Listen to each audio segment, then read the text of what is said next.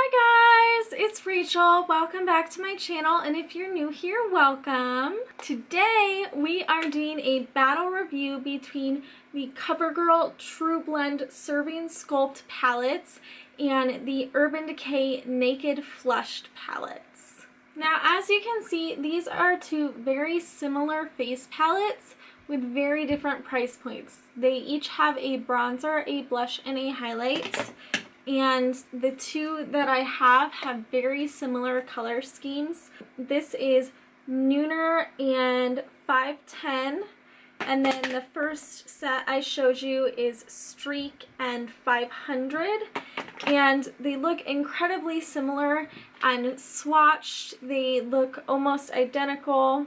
The Covergirl is $13.49 at Ulta. The Urban Decay is $34 at Ulta.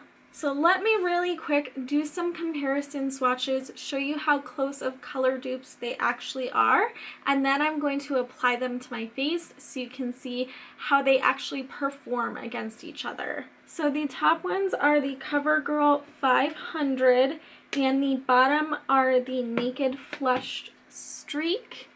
And as you can see, they aren't exact, but they look pretty similar, and they're really similar in pigmentation.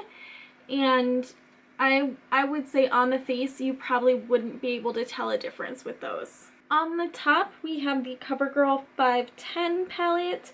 On the bottom we have the Urban Decay Nooner.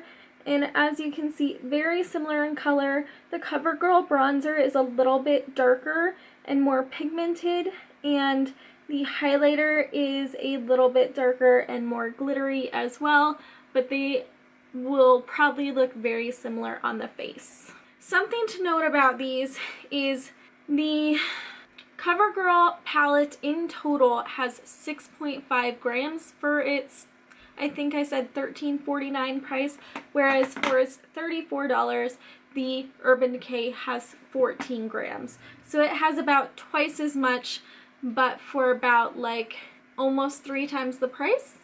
So it's a little more expensive. I'm not a big math person, so I think I got that right. It's still more expensive for the Urban Decay per gram. So if you don't know what a battle review is, I'm sorry I forgot to say before I started comparing these products, but I like to compare two products and see that are very, very similar, either in color or in, you know, format, whatever, like cream highlighter sticks, whatever. I like to see which one is the better product. And these two look so similar is why I wanted to compare them, and I want to see if they look that similar on the face, and I will be testing them out on my face today. I have been testing these off camera for months now, and I already have my opinion, but I want you guys to see how this works out. So I'm going to zoom in just a little bit and apply Urban Decay to one side and Covergirl to the other. So should I go peachy or mauve-y? Let's go mauve-y. So we're going with 510 from Covergirl and Nooner from Urban Decay. Urban Decay will be on my left and 510 will be on my right. And I'm going to be using the same brush and just wiping them off on a dry towel in between. Now, I really swirled my brush into the Urban Decay, and I feel like I'm not getting really intense pigment. I'm not sure how it's coming off on camera, but this to me seems like a more buildable bronzer, but it does look nice on the skin. It looks really natural and pretty. One thing to note about the Covergirl palette, I just dipped my brush in lightly and there is all that kickback and it got in the highlighter, and I've taken a chunk out with my nail obviously, so it's a really soft powder. This seems to have more pigment right off the bat, less sheer and blendable, and just more intense pigment. But it's still blending really nicely and looking really smooth. Kind of reminds me of like Lorac cheek products. So that is the Nooner bronzer and the 510 bronzer. I say they both look really good.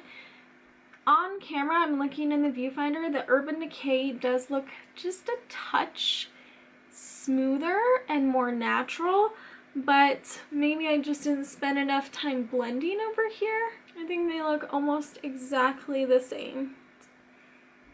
What do you guys think?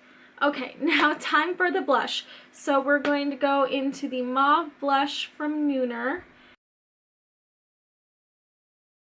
The blush is a lot more pigmented than the bronzer right off the bat, but it's still blending really well and giving a nice intense like mauve flush.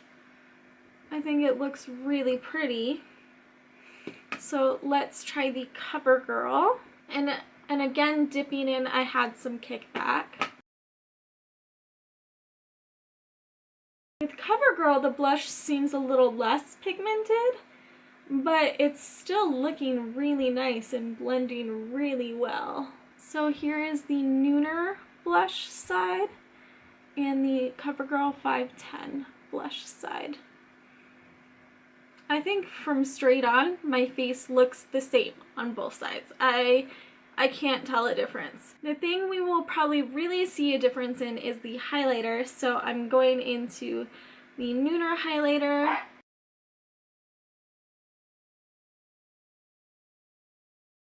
Oh, buddy, I don't remember it being that intense. Holy cannoli, that's intense. The 510 highlighter.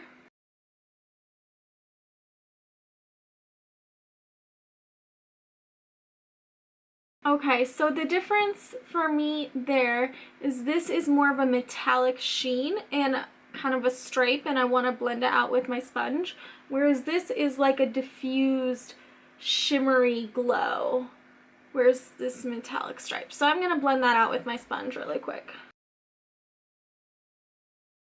So I think I got that nice and blended and diffused, and it looks a lot better. This is the Nooner highlight side, and this is the Covergirl 510 highlight side.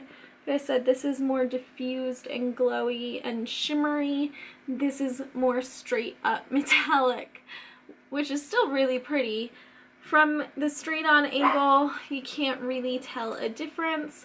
I mean, in these two palettes, it's kind of the opposite. Like, this one is more subtle than this one, so I prefer this highlight to this highlight. But I think now that this one is more diffused, I prefer the Nooner highlight to the 510 highlight, just because this is more soft and subtle. So I'm just going to take the Nooner highlight and the 510 highlight and mix them together to go down my nose, my chin, so it's not like split weird in the center of my face.